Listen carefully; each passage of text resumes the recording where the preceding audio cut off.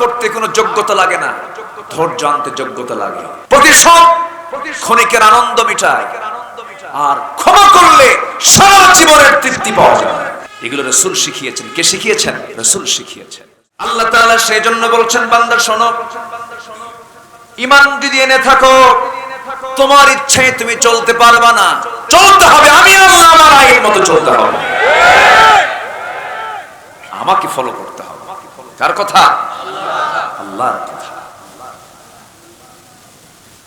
আমার বন্ধুগণ, আবু জেহেল প্রস্তাব দিয়েছিল, শোনো মুহাম্মদ, আমি ঘুম থেকে উঠে তোমাকে দেখি, তুমি ঘুম থেকে উঠে আমাকে দেখো, খামাখা একই বংশের মানুষ আমরা, অযথা গন্ডগোল করার কি দরকার?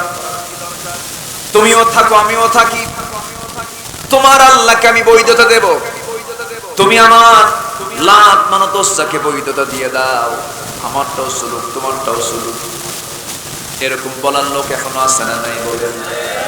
যদি কোনো মুসলমান কোনো হিন্দু ভাইদের অনুষ্ঠানে গিয়ে যদি বলেন, আপনাদের দেবীর কাছে আমাদের জন্য একটু দোয়া চাবেন, তো এই কথা বলা কি ইমানদারের জন্য শোভা পায় নাকি? বলেন, কোন ইমানদারকে এই কথা বলতে পারে নাকি? বলতে পারে না।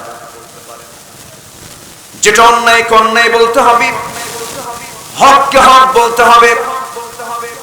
আমার দেশে হিন্দু ভাইরা যারা আছেন, তাদের মন্দির আমরা মুসলমান পাহারা দেব, তাদের ধর্মের স্বাধীনতা আমরা নিশ্চিত করব, তারা নিরাপত্তা নিয়ে স্বাধীনতা নিয়ে তাদের ধর্মের দায়িত্ব পালন করবেন।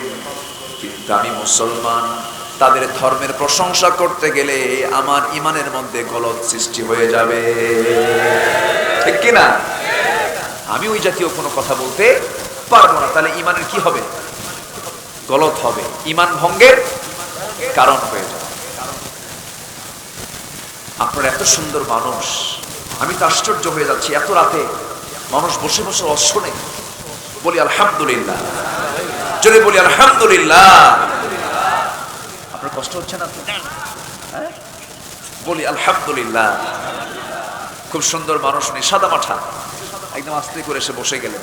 আসলে তো যারা দুনিয়াতে আমরা যারা মানুষ, আমাদের অহংকার করে লাভটা কি? বলে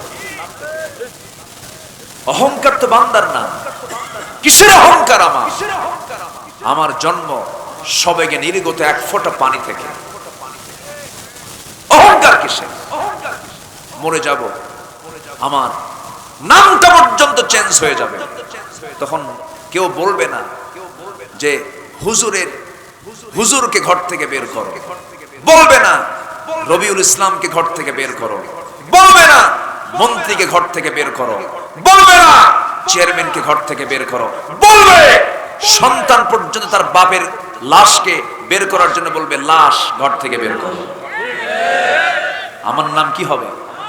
লাশ। কিসের প্রাউড, কিসের অহংকার?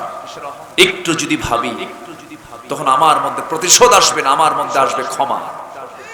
আমি একজনকে ক্ষমা করব, আল্লাহ আমাকে ক্ষমা করে দিবেন।